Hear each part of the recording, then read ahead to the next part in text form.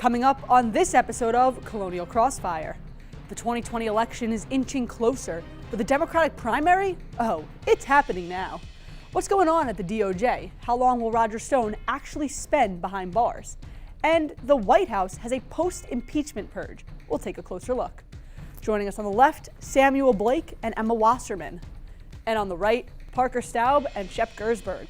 And I'm your moderator, Michael Schnell. From the GWTV studios in Washington, D.C., this is Colonial Crossfire. Hello, GW political junkies, and welcome to another installment of Foggy Bottom's favorite political debate show, Colonial Crossfire. Now, I know I always start these episodes with things like, what a crazy couple of weeks it's been in Washington, or wow, it's been quite the month here in the district. But this time, I mean it. Like, I really mean it. This past month brought a lot of news, at least since the last time we broadcasted. President Trump was acquitted of his impeachment charges, and the day before, he delivered his third State of the Union address. The president's longtime crony, the notorious Republican strategist Roger Stone, was sentenced to roughly 3 years in prison, amplifying concerns regarding the state of the Department of Justice. The White House released its 2021 fiscal budget proposal. The president took a page from his constitutional playbook, granting over 10 pardons and clemencies. And of course, the 2020 election has finally started. Voting kicked off in Iowa earlier this month, and boy, do we have some things to discuss. So to tackle these hot issues, let me introduce our fantastic panel of GW's finest future politicians. On the left, Sam Blake, a sophomore from Colorado Springs, Colorado, majoring in international affairs. Sam is the senior deputy director of campaigns for the GW College Democrats. And Emma Wasserman, a sophomore from Philadelphia, Pennsylvania, studying political science and women's gender and sexuality studies. Emma is the director of programming for the GW College Democrats and a finance intern for Susan Wild for Congress. And on the right, Parker Staub, a freshman from Gettysburg, Pennsylvania, majoring in political science. Parker is the freshman rep for the GW College Republicans and a former intern for the Republican National Committee. And Shep Gersberg, a senior from Highland Park, New Jersey, studying international affairs. Shep is currently interning for Congressman Stubbe. Thank you all for joining us this morning. Thank you for having us. Happy to have you guys here. So, first on our list, the 2020 election. How could we not? Washington's only been counting down to this season for like 3 years now. So I want to specifically take a look at the Democratic primary. This past month, we saw a primary, a caucus, and a disastrous one, if I may add, 2 debates, and we saw the race drop from 12 to 8 candidates. There's been no lack of excitement, that's for sure. Mayor Pete Buttigieg brought in the most delegates in Iowa, 13, followed close behind by Senator Bernie Sanders with 12, and Senator Elizabeth Warren with 8. However, when it came to the popular vote, Senator Sanders did pull ahead by a little over 2,000 votes. 1 week later, in New Hampshire, Sanders and Buttigieg tied for delegates at 9. Sanders did, however, win the popular vote. But in a surprising turn of events, Senator Amy Klobuchar came in third, securing 6 delegates. So now, here we are. We're less than 2 weeks away from Super Tuesday, when a large chunk of delegates will be up for grabs. Yet, the candidates are fighting as fierce as ever on the debate stage. There's so much to talk about, so let's get started. First, I want to talk about the current state of the Democratic Party. It seems like the only thing that these candidates can really agree on these days is the fact that they want to take Donald Trump out of the White House.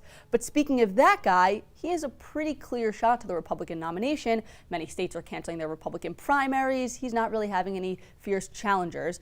But the Democrats are still being as fierce as ever on the debate stage, attacking each other on Twitter. So the question I want to ask right now is, I get that the Democratic Party is a big tent party. It has a lot of different views. But do you think that this infighting will actually hurt them in the end? Sam, we'll go to you first. Well, I think it's just a little bit too much to try and talk about how infighting could really hurt the party at the moment. It's good to see that there is a rigorous and very hard primary that the Democrats are getting through. I think that's the right way to really find the right person to nominate, to represent our party and find really the best person to take on Donald Trump. We've moved on from 2016 and understood that, there are a lot of issues that, brought Secretary Clinton to the nomination, and there were concerns about how Senator Sanders was stymied in that process. But I think now we have a very diverse field of candidates, and as much as the media wants to pander to the thinking that there's this giant fight, I think that Democrats will unite behind an eventual nominee. Republicans, do you think that your counterparts are having too much infighting? You think it's hurting them? Yeah.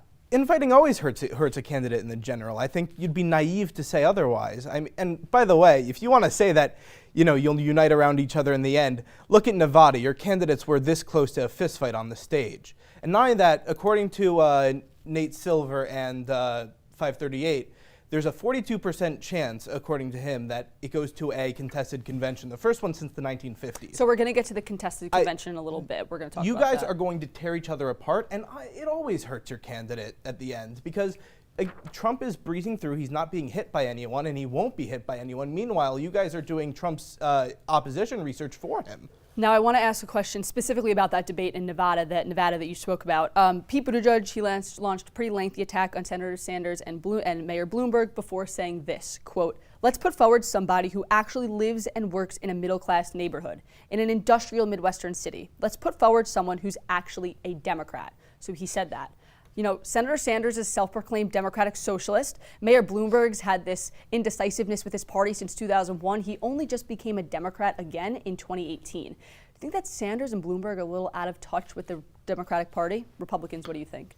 I mean, yeah, I do think, especially if what the Democrats are looking for is somebody to represent the party well. I don't know if Sanders and Bloomberg are either of them are that person, but I do think.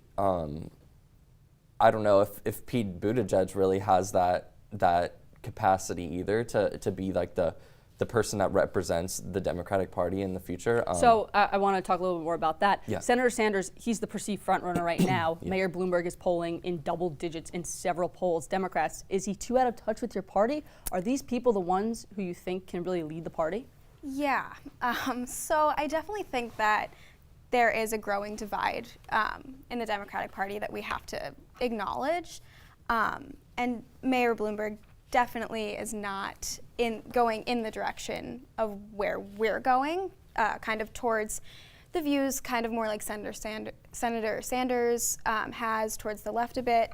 But because this party we're kind of refiguring ourselves out, I don't know who's going to best represent what we're. Do you think Sanders and Bloomberg do represent it, though? I don't think Bloomberg does. I think he's out of touch. He's in the past. He's not even really a Democrat, so definitely not. And Sanders definitely at least represents where the party is going with all of the youth that's coming up, and that's where his strong support comes from. Even beyond the Democratic Party, I think actually it hasn't as much been talked about. I think Buttigieg had the line of the night in Nevada when he said that many Americans will find themselves without a place to look if they're forced to choose in the Democratic Party between a socialist who thinks that capitalism is the root of all evil, referring to Sanders, and a billionaire who thinks that money should be the root of all power, referring to Bloomberg. And I think that even beyond that, the fact is that neither Sanders nor really Bloomberg, in my opinion, more Bloomberg, but neither Sanders nor Bloomberg really represents the average American voter. And I think that if you look at the Democratic Party, maybe it's time to start questioning whether or not certain members of the progressive wing of the Democratic Party are out of touch with what most Americans want. I have to disagree and just note that the importance of what's going on in the primary process now and what Senator Sanders especially is highlighting is, whether you want to call him a socialist or not, he's pointing out that there's obvious corruption, greed in our American political system. And the candidates will all say that to a different degree, but that's something that we can all unite around, is understanding that the corruption, the greed, the dark money that's been in politics, that really Senator McConnell, the Senate Republicans, the president has no interest in trying to reform and trying to fix. And that's fair, and that's a fair perspective, but do you think that the entire Democratic Party is there? Do you think the entire Democratic Party is ready to get on board with these highly progressive leftist ideals? I do. I think that if a progressive candidate is nominated, and I think all of them, aside from maybe Congresswoman Gabbard or even Mayor Bloomberg, will all label themselves as progressives. It's the degree of how progressive you want to enact those solutions. I think Biden raised a very interesting point when he pointed out that having Sanders at the top of the ticket could harm Democrats elsewhere. And I'll tell you why, and he raised this point, and I think it's actually really interesting, is that you're going to force Democrats down ticket, many of whom don't support socialism, or don't support the very progressive policies of Senator Sanders, you're going to force them to take a stance, and you're going to have them either support socialism, which might not be popular in their district, or actively go against their nominee. I think it could put the Democrats' down ticket in a very tough position. Beyond that, there was a poll done. 45% of people said that they would vote for a socialist, 53% of people said that they would not, 23% of independents said that they support socialism and have a favorable view of it. Now for Warren, she's had quite the interesting campaign. First two races didn't exactly go as she had planned, coming in third in Iowa, fourth in New Hampshire, finish that didn't even earn her any delegates. It's still early, but she is in third place in the delegate count. She did, however, like you all were saying, have a really strong performance in this debate.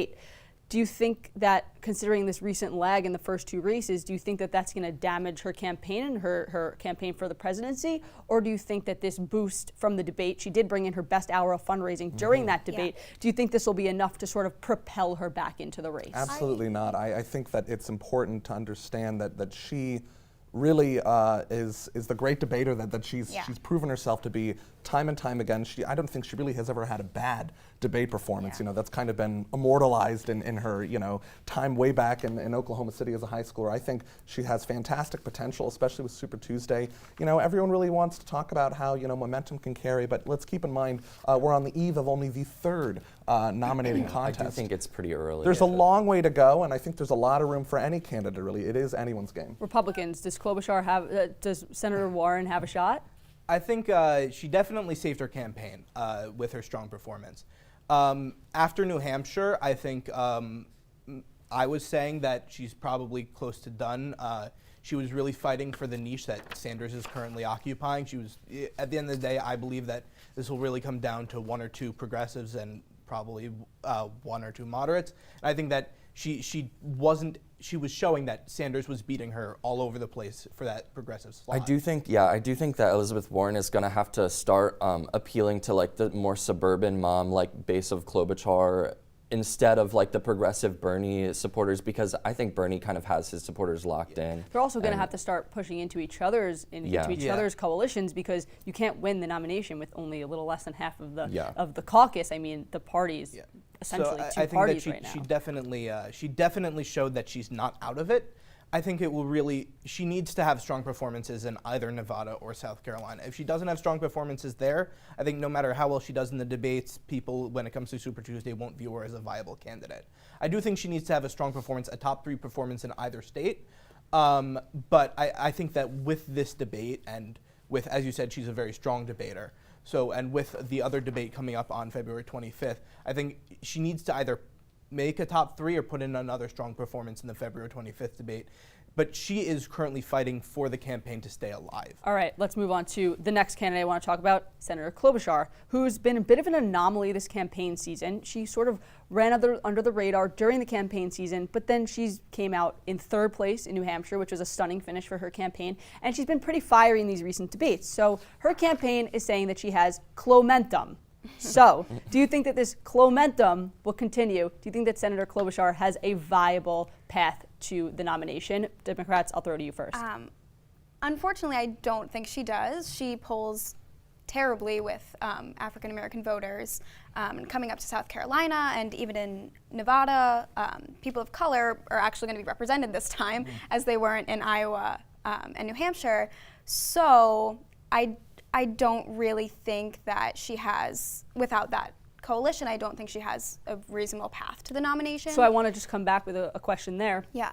You say that you don't think she has a viable path because of her lack in African American support. I think that same theory translates for Mayor Buttigieg. Yes. He's notorious for polling terribly. She polls worse than he does, which is not, that's really bad. But if one of them, if Mayor Buttigieg or Senator Klobuchar do end up getting the nomination, the big pull towards them is that Midwestern appeal, being able to appeal to those states that President Trump was able to take from Secretary Clinton in the 2016 election. But the same thing can be said for Senator Sanders, who in the 2016 primary absolutely walloped Secretary Clinton in states like Wisconsin. Republicans, do you think Klobuchar has a viable spot on a viable path to the ticket, and what do you think her campaign should be focusing on? Yeah, I do. I mean, I do think that she still has a little bit of a viable shot at getting the nomination. I think there's like not very many moderate candidates, or at least I think we'll start seeing a shift towards that, because I really think that the Democrats' main goal in their voting is going to be like who is going to beat Donald Trump.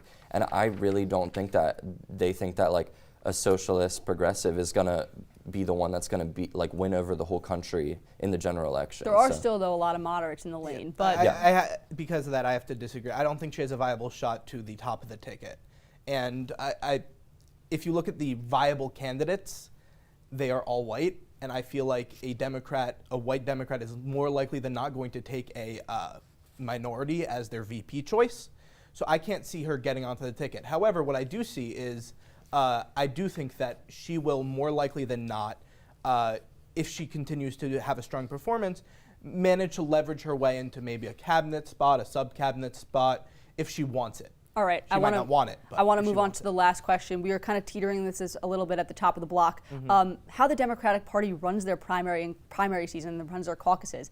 They have a really interesting way of putting their candidates to the ticket. What I want to talk about is those superdelegates, because we right now are talking about the possibility of a contested convention. At that Wednesday Nevada debate, that notorious debate everyone's talking about, the question was asked, do you support superdelegates? What do you think of this system?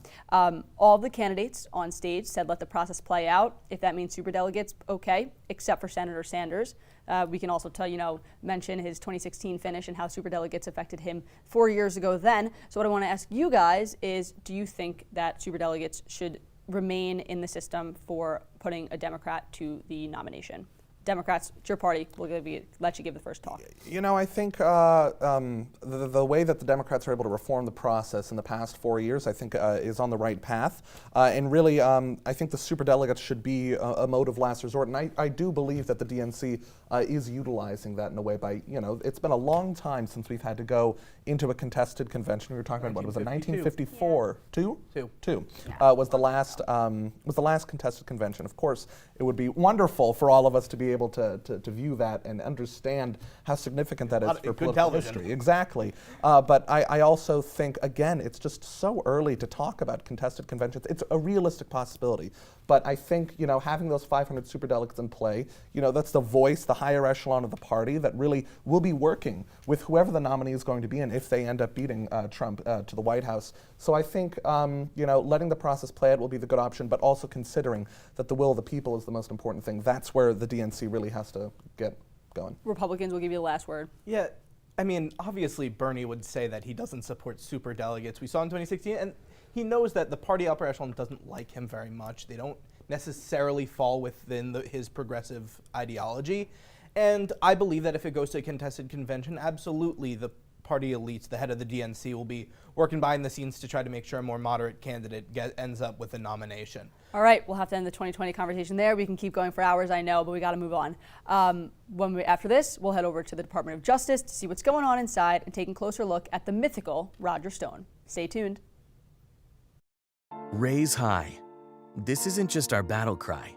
It's our call, our challenge. Because when you were called to Washington, you were called to higher expectations, to a higher standard. We are called here to advance knowledge, to serve society, to change the world. Is that too lofty? Too aspirational? Is it simply too much to expect? Not if your classroom is a Smithsonian, the IMF, or on the doorstep of the Supreme Court. Not if you have access to the most hallowed institutions and formidable leaders.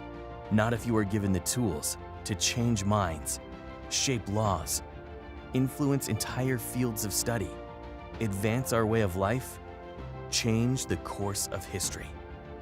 From the nation's capital to the four corners of the earth, to far below the surface and far beyond our atmosphere, here, unique opportunities, the ones that many people work much of their lives to get, are within your reach from the moment you arrive. This is where you find new pathways for preventing global epidemics, where your unexpected friend propels a new scientific movement forward. This is where you push forward as a team to break records and reach new heights. Where your classroom is 68 square miles of the most consequential land on Earth. This is where you will make it happen. This is the George Washington University. And what we make is history. So stand up, be bold, take risks, press on, push harder, raise high.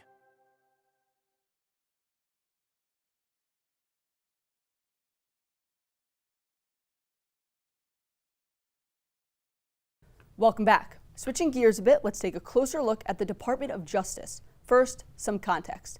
The DOJ is a federal executive department that is tasked with enforcing and defending the interests of the U.S. according to the law. Now, the top dog in the department is the Attorney General. Now, historically, the DOJ and AG have both been apolitical. In fact, the department's very own mission statement says it's in place to, quote, ensure fair and impartial administration of justice for all Americans. So now let's bring in the Roger Stone case. And again, some context. Stone is a Republican strategist and a longtime ally of the president. In November of 2019, Stone was found guilty on all 7 counts he was tried for, which stemmed from Robert Mueller's special counsel investigation.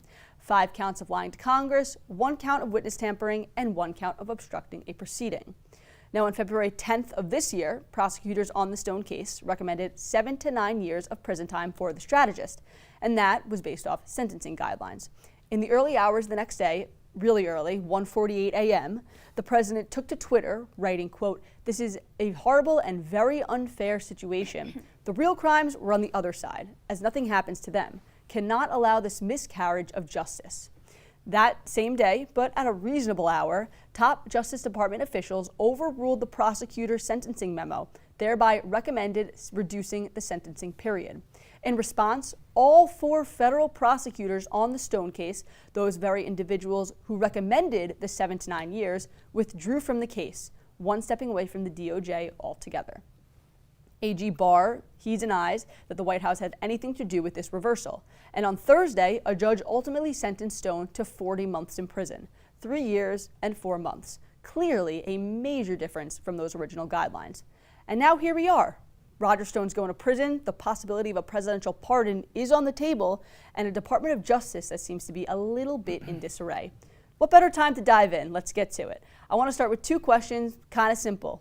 A, do you think Roger Stone will be pardoned? B, if so, when in this last year of his term? Shep, I want to ask you first. Do I think Roger Stone will be pardoned? I think it's definitely on the table. I think that I feel like I believe we're getting into it later on, but I believe the pardons that the president sent out earlier today were basically a test balloon to see if he could get away with pardoning people that are known to be close to him. If so, when? If so, when? I think he's going to wait a bit. It's kind of too hot to do it right now. Parker? If he's smart, he'll wait a little bit, I think. Do you think it'll ultimately happen, though? Yeah, I wouldn't be surprised. But as far as now that the sentence has been reduced a little bit, I don't know, maybe not. I think if Trump listens to his advisors, then When has he ever done that? yeah. Exactly. Emma? Yeah, I think it's definitely an option. I think he will probably do it. It's not the first time that Donald Trump has done something kind of corrupt. If so, when? If so, when? Well, again, if he's smart, which I don't know he really is, he will wait. Keep in mind the election, though. Pre-election or post-election? I really can't predict what that man will do, but probably post-election. Sam? I think it really depends on the result of the election. Yeah. I think he'll wait exactly until he knows. There's a lot of speculation as to whether he'll honor the results of the election in the first place or deem it rigged. I think if he ends up losing the election, he agrees to go. I mean, this is something that presidents do all the time. On the eve of their exiting of office, they still have that presidential power to pardon people. But I think this whole situation paints a very wide picture of the absolute chaos in the executive department at the moment. So I want to get into a little bit to now the changing of this recommendation. Like I said, after the 4 prosecutors had recommended 7 to 9 years, President Trump took to Twitter saying it's a miscarriage of justice, essentially recommending that they lower it. That was his opinion. Do you think that the Justice Department is folding to the pressure of the White House? Because the Justice Department, like I said, is supposed to be apolitical. We'll go to the Democrats first. While it's important to acknowledge, I keep saying that it's important to acknowledge, it's important to understand, all the context that we hear from what's going on in these situations. We know that the DOJ is an arm of the executive branch, but there needs to be a separation of how the president is able to exercise his purview into something that's in his branch of government. The AG is appointed, to exercise a duty where he is able to, oversee what's going on in his own department. But is politics affecting the DOJ a little too Absolutely. much right now? The president on the White House lawn calling himself, the chief law enforcement officer. That goes into a lot of very scary territory. Parker, you look like you want to respond. Yeah, okay, so I think you're looking at like two possibilities with this situation, and one is that the prosecutors that are lower down in the DOJ come up with this large sentence, and there's been a lot of speculation about people in the DOJ being against the current administration. Well, just to push back on that statement a little bit, these 4 prosecutors did know the facts arguably the best. They had been on the case for years, and also the sentencing was based off guidelines with how many counts there were and the level of the counts. But carry on. I think so I think there was a point where they didn't really run it up the line though to the top officials of the DOJ, and maybe whenever Bill Barr had gotten the chance to look at it and the top officials looked at it, they were going to decide to lower it anyway. But I do think Bill Barr actually came out with a statement later that said that like he wished that Trump would just like shut up sometimes, perfect segue to my next question. ABC News' Pierre Thomas asked Bill Barr in an interview if he spoke with the president at all about this recommendation for Stone's sentencing. To that, the AG had this to say. Take a look. Did you talk to the president at all about your decision regarding the recommendations? Never. Anybody from the White House call you to try to influence you? No. Nope. I have not discussed the Roger Stone case at the White House. I'm going to go to the Dems first. Do you buy it? Do you think the AG really didn't talk to the White House? I do not buy it. It's not the first time this administration has been exerting its influence in places that it's not supposed to. And I mean, even the Roger Stone case is about him lying to Congress. So I don't think lying is out of the question here, and I think that it's honestly, like you were saying, quite frightening, the power that the president is trying to have, and it's very, very frightening. Shep. Yeah, people who know me know that I'm not a dyed-in-the-blue Trump supporter. In fact, I identified as a never-Trumper during the 2016 election. But the fact of the matter is that I believe Barr here. Because what, in my opinion, probably happened was Trump made the tweet, and Barr and other senior DOJ officials were like, we want to get on our boss's good side. And so they did it. You don't have to directly communicate with the president in order to get the feeling that Trump maybe wanted to have the sentence lowered. Let me ask something. Is that an issue? The Department of Justice wanting to get on the good side of their boss, when the Department of Justice, I understand it's part of the executive branch, but it's supposed to be apolitical. It's supposed to be apolitical, but it's apolitical in the same way the Supreme Court's apolitical. It's apolitical in theory. Holder had some things where he talked to Obama. In Bush's time in office, he talked to his AG. It's always been it's apolitical in theory, but that's normal coordination on policy issues. We've never seen, in the past few administrations, this type of cooperation. Honestly, I think that the Attorney General is afraid to lose his job. He had a very honorable reputation here in the district before he joined this administration.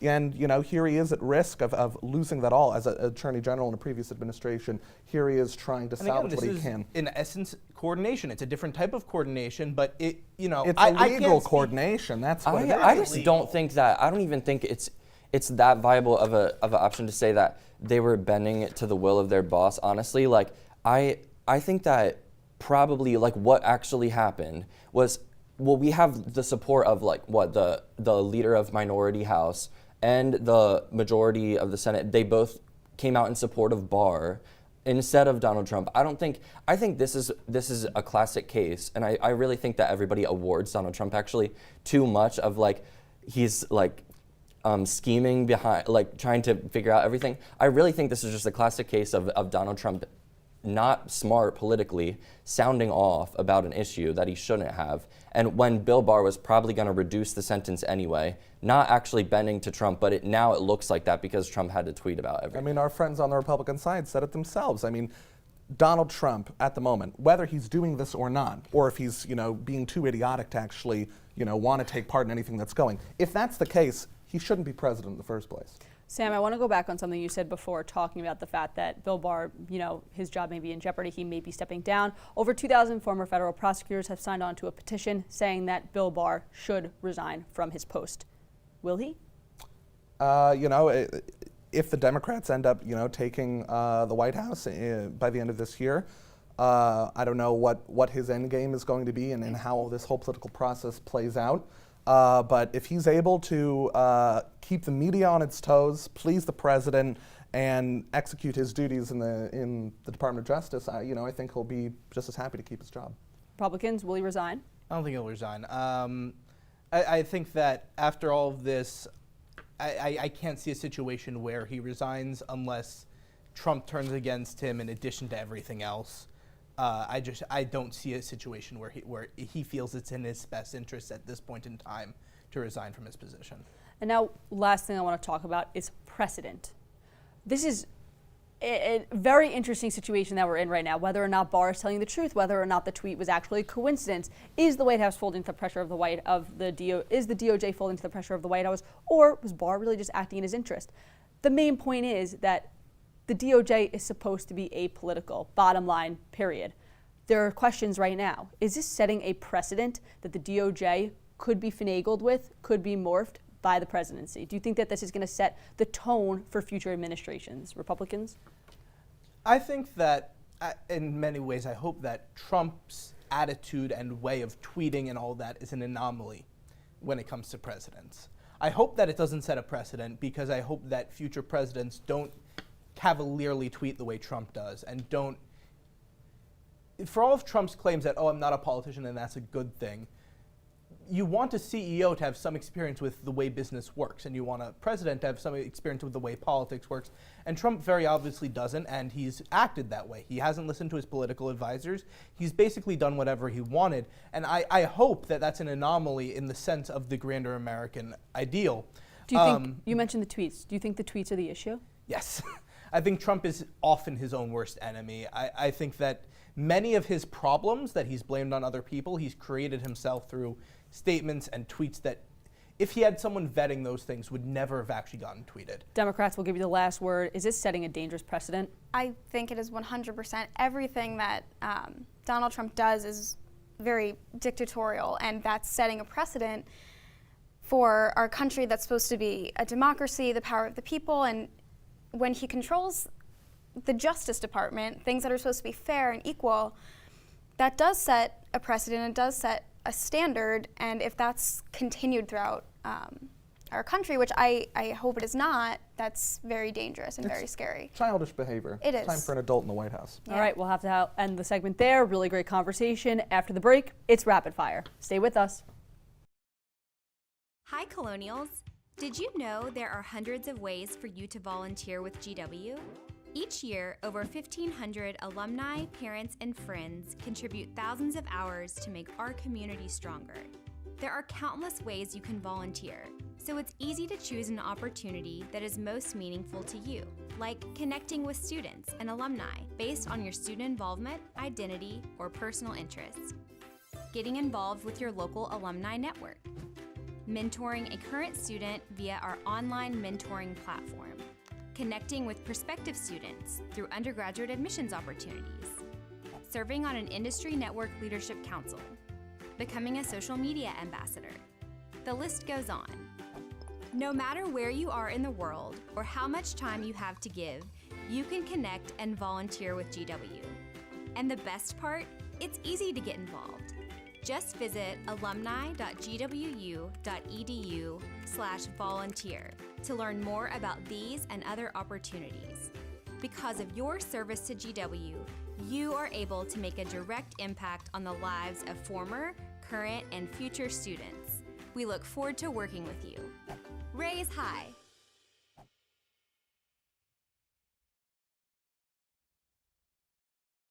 Our panel joins us now for Rapid Fire, some quick answers to some quick questions.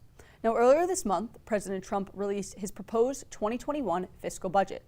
There are so many aspects of the proposal that we could dissect, but considering this is a college television station, we decided to zero in on the changes to student loan policy. Now, in the budget, President Trump is proposing an $170 billion cut in student loan spending. He outlined axing the student loan forgiveness program, which excuses public service workers who have been on the job for 10 years of the remaining student debts. It also proposed limits on how much money parents of students could borrow from the federal government to pay for education. Emma, I'm going to go to you first. What do you make of these proposals, and what do you think the effects will be? I think it's quite horrifying that the government wants to, because he's taking this money to up the defense budget, which is already insanely high, and he wants to kind of take away from the people, and not only student loans, but other social welfare programs, and that's just very concerning and upsetting to me that he would want to especially direct this money to somewhere it doesn't need to be. Parker? Yeah, so I'm definitely not like a proponent for federal loans. I actually do. I mean, I'm going here off of loans, but private ones though. But I do think, I mean, I would advocate for any like budget cutting, honestly, but I don't know if this is really the answer, because the budget is still huge. Like, so, yeah. Sam? You know, as someone who's here on public loans, as someone who's the child of two public educators, as, you know, someone that believes that public education is a right for every individual, I think it's absolutely god-awful what's going on. His cuts, you know, not only to this, but to other social welfare programs, Medicare, Medicaid, social, SNAP, food stamps. Yeah. You know, it's the absolute wrong thing to do, and it's hilarious to me and unbelievably ironic that the party of fiscal responsibility, the Republicans, are ballooning this deficit that the president, before Mr. Trump, President Obama, spent so much time working against Republicans to shrink that deficit. And here we are seeing the Republicans blow it up again. Shep? Listen, I'm not in favor of everything that's in this budget. I actually disagree with ending the public servant loan forgiveness program. But at the end of the day, things need to be cut. The reason why the deficit balloons under Republicans is because Republicans want to give people tax cuts, and the Democrats not don't people, let CEOs. And the Democrats, I'm in favor of middle and low class tax cuts. Not obviously. I don't see them. Do you? Did you see them in the tax bill? They exist. I would like to see it. My point is that the reason the deficit blooms is because Republicans want to give tax cuts, and Democrats won't let the Republican Party do commiserate cuts to spending, which need to happen. So you know what? Things need to get cut. Things need to be managed more efficiently, and things need to. I don't agree with everything in the budget, but the overall idea of cutting spending is not necessarily a negative. Looks like we should do an economic debate in the future. On Tuesday, President Trump exercised one of the most coveted powers of the executive, the ability to grant pardons.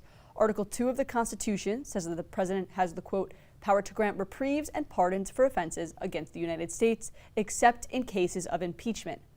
One of the 11 people the president granted clemency to on Tuesday was former Illinois Governor Roy Blagojevich. In 2008, Blagojevich was arrested on charges that he offered bribes for the Illinois Senate seat, which was left vacant after Barack Obama was nominated president. However, one leans politically, I think it's pretty safe to say that that's corruption. It's pay for play. The governor was impeached, removed, and eventually convicted on 18 counts, and he was sentenced to 14 years in prison. At the time of his pardon, he had finished 8 of those years. So what I want to ask is what a lot of people are calling a double standard. President Trump asked Ukraine to investigate Hunter Biden on grounds of corruption, saying that what he was doing in Burisma was corrupt. The president just granted a pardon to someone who partook in a pay-for-play scheme for a Senate seat. Is this a double standard? Is President Trump eyeing away from corruption in the country but looking for it for his political opponents abroad? Shep, we'll go to you first. I think that when you look at all of these pardons as a whole, you see a particular pattern start to emerge. Most of the major ones are either financial crimes or corruption crimes, and I think this speaks mainly to Trump's narcissism. He sees himself in these people. He's obviously been accused of corruption and financial crime in the past, and I think this is mainly to do with his own. He sees himself in these people, and that's the main motivator beyond anything else, in my opinion. But I just want to bring it back to the question, is it a double standard? He's going against corruption in Ukraine against Hunter Biden, but here he's pardoning someone for corruption? Yes, it's a double standard. Okay. Parker? Yeah, I've never really been a proponent for the pardon power, honestly. I think it was originally for like political accusations. So it seems kind of like Donald Trump just found the pardon button and then was just like, oh, and just like started hitting it. But really, I think, is it a double standard? A lot of, I don't know the specifics of that case, but a lot of them did like start doing like philanthropy and their money This wasn't philanthropy. Okay. Blagojevich, President Obama was elected, and After- Blagojevich then, as the governor, had the ability to then fill that vacancy, and he started saying who wants it and offering bribes for the Senate seat. I don't know about the double standard thing, but I do think, I don't really like the pardon power at all, just as general, like overgoing the verdict of a jury. I do think it's important, whether you like it or not, to note that no matter what Trump's motivation is, the Constitution does not put any limit to the presidential pardon. Except for moments of impeachment. Except for impeachment. Yeah. Trump could, if he wanted, just say, I like this guy, and pardon him, and he would be allowed to do so. And to be fair, all presidents use the pardon power. Yes. It's not a partisan, Republicans do it, Democrats do it. Emma? Yeah, I mean, it's 100% a double standard. Donald Trump only does what Donald Trump thinks is in his best favor. And he doesn't think he's corrupt, so it's a double standard when we look at it from a realistic perspective. But it's a double standard, and it's ridiculous. Sam, last word on pardon. Like you said, president's pardon, Democrat, Republican, and in fact, Blagojevich, he himself is a Democrat, and he was, regardless of political affiliation, what he did was wrong. He did not finish his sentence. It's been a long time that he's been in jail, 8 years. but the sentence was given to him, regardless of the good behavior. What he did was wrong. This could turn political. We don't know. It definitely is a double standard. If the president wants to, look at corruption abroad, he should be looking at it in his own administration, looking in the mirror. All right. Next topic. Earlier this month, President Trump engaged in what's now being dubbed a post-impeachment purge. That's when he fired 2 prominent impeachment witnesses. On February 7th, the president fired Ambassador to the European Union Gordon Sondland and Lieutenant Colonel Alexander Vindman, who sat on the national security staff.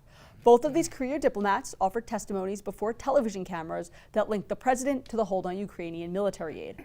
What I want to ask is, again, about precedent. What effect will these firings have on future congressional investigations? Is this setting the precedent for future administration officials that if they have credible and relevant information for a congressional testimony that they want to come forward with, that they have to then be worried about losing their job? Sam, you first. I think that this goes into the larger discussion about protecting whistleblowers. I really don't think that enough reform has been made to ensure that people who go up and talk against the wrongdoings of their superiors, there needs to be more federal protection for that.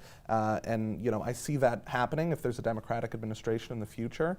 But this only does more to serve the pandering that the Republicans have been doing, saying that their president's doing the right thing. I really don't see in the future that there's a precedent that's going to be established. For some people, it depends, really. My words are getting twisted just because how complicated the issue is, and seeing that this is a normal thing that happens. They work and they serve at the pleasure of the president. That phrase exists. Emma, are these 2 firings putting a precedent in danger? I do think, especially because the Republican Party is so united behind Trump, if they were to get themselves into the same position, they certainly would listen to what the president has done before. And it is, again, I keep saying all of this is frightening, but it is because it's criminalizing telling the truth. And that's not what this country is founded on, and it's I will scary. say just the Republican Party is publicly united behind Trump. If Sanders wins the presidency, see how fast non-socialists suddenly start espousing socialist policy on the Democratic side. All right. Don't want to go back into 2020 because then we'll get stuck on it for hours. Parker? Yeah, I don't really know about if it sets a precedent. I think the president is allowed to fire these people, like you said. They serve at the pleasure of the president, and like you did say that the Republicans are united behind Trump, but I do think that the Democrats are very united against Trump. So like there is actually a lot of people who don't agree, who haven't agreed with the outcome of the impeachment in the House of Representatives. So I'm not surprised that he fired them, honestly, and I don't think it sets a dangerous precedent at all, because if I was president, like, you would want people serving under you that are for your administration, you know, so. But they told the truth about things Exactly. that they witnessed. Yeah. They're not lying.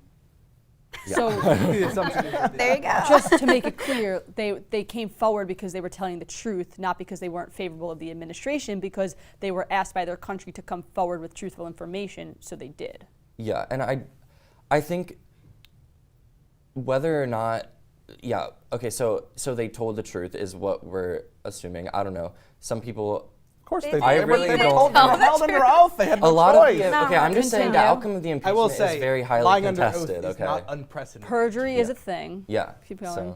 So I do think I don't think it's off limits for Trump to be firing these people now, and I don't think it sets a dangerous Shep, precedent. quick last word. Yeah, I don't support the firings. They do serve at the pleasure of the president. I don't think they should be fired. In fact, I agree with you. There should be stronger whistleblower protections and stronger protections for those who testify. They don't exist now.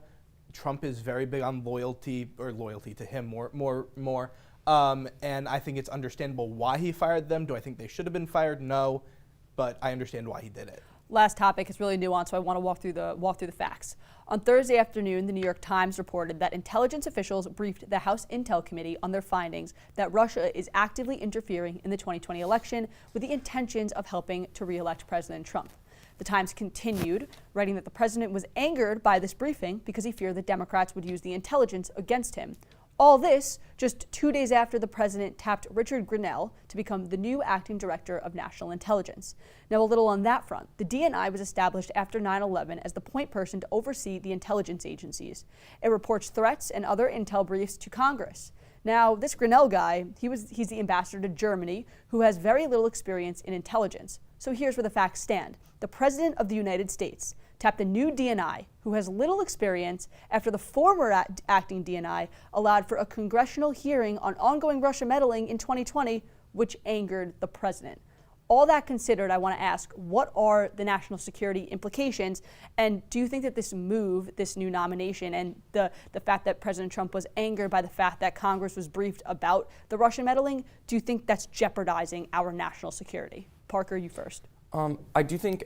I actually think they came out, both House Democrats and Republicans both came out asking for more information about like what was the extent of the Russia and how did they assume that it was in relation to the Trump administration. I think both party lines wanted to figure out like how is this related to Donald Trump. But still, what I want to talk about is yeah. the fact that the DNI doesn't have intel experience, Yeah. very important role, and also the fact that this happened a couple days after the briefing to Congress happened when Trump was reported to be upset about it. Yeah, I don't know all of the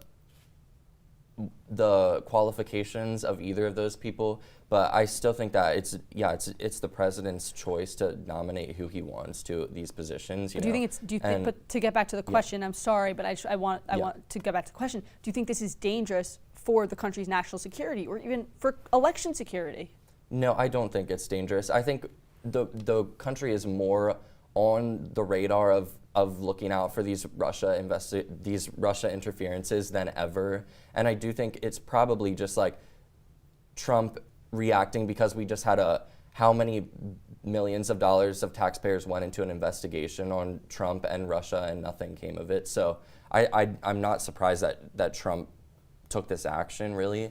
And Well, yeah. to just push back on that a little bit, you said that the country is putting a lot of money into monitoring this Russia meddling. Yes. They found it, and that's what was briefed to Congress. Yes. But anyway, Shep, we'll move on to your opinion. Yeah, so, I mean, I understand why Trump was annoyed. I mean, it's obviously going to be used as a political tool against him, regardless of anything else. With regards to Grenell, I mean, Trump has a history of putting people he likes in positions regardless of anything else. I honestly don't think necessarily it's tied to the fact that he didn't like the briefing. I think it's more tied to the fact that Trump has a history and a habit of putting people in various positions that he likes more than any other qualification. Him liking them is his main qualification. Do I think that's a good thing for the country? Not necessarily. I believe that the most qualified person should be in the position regardless of personal opinion. I just want to ask one follow-up to something you said in the beginning. You said that the president, of course, would be upset by this briefing because he knows that Democrats are going to use it against him. what is the line? When is a briefing from your national security team and the factual information that meddling is happening, when does that become more important than partisanship? I mean, You need to ask both parties, honestly. I mean, the fact is that I understand why the president is upset. I think that the briefing is fair game. Fair enough. But I understand why the president's upset about it. I also think that it's important to note that so far all we have is that Russia is meddling in the campaign with according to the report, the purpose of re-electing Trump, which again you can't really blame Trump for unless he's cooperating with them, which we don't have evidence of right now. You can question his anger about it, but anyhow, Emma, what are your thoughts? Yeah, I mean, it's definitely a security issue, and the fact that Donald Trump won't acknowledge that is a threat to our democracy. It's helping him get reelected, and that because of his narcissism, as we pointed out before, he's not going to step up and realize that it's putting our democracy and our principle of free and fair elections at risk, and it's, again, I keep saying this, but it's frightening. Sam, we'll give you the last word. Let's not get it twisted, okay? Let's look at this, let's take this for what it is. There's the best intelligence officials on the planet who are the most amazing at doing their jobs. These are public servants that have been serving our country, some of them for decades, their whole careers. Regardless of how you want to use this, if the president thinks that the Democrats are going to use this as a political tool, this is fact.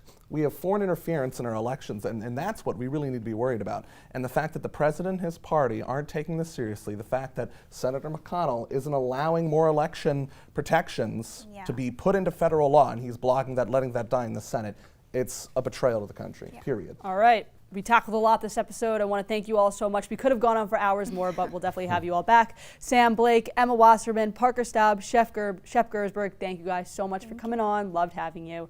When we come back, our star behind the scenes, fact checker Kyle Anderson, will make his GWTV debut with our debate fact check. Stay with us.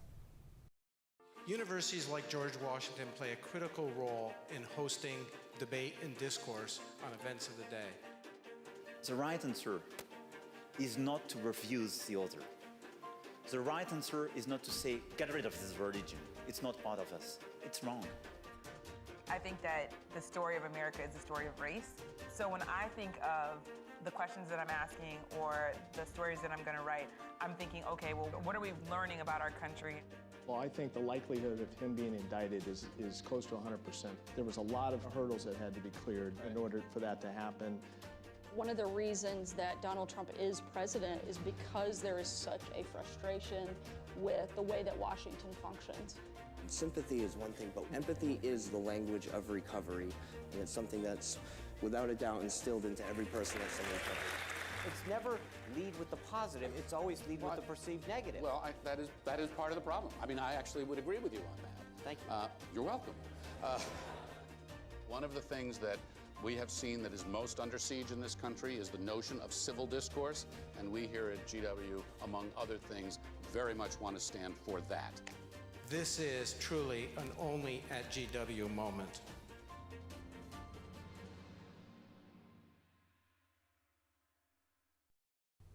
Welcome back. During our panel discussion, a team of fact checkers monitored our debate. Kyle Anderson is here to fill us in on what we missed. Kyle?